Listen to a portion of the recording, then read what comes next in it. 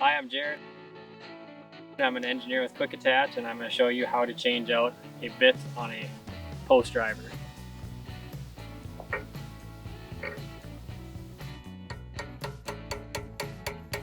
I'm using a chisel that is included with the kit and a hammer to pound this pin out.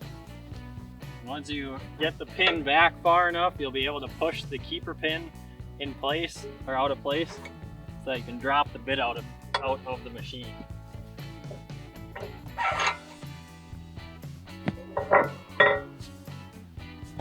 Next, we'll put the new bit into the machine.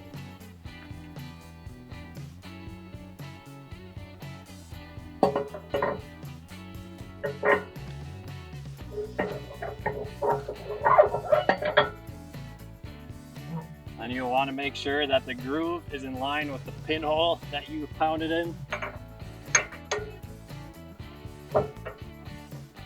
Pin will line up flush with both sides of this. You can actually drop it down because it'll rest in place.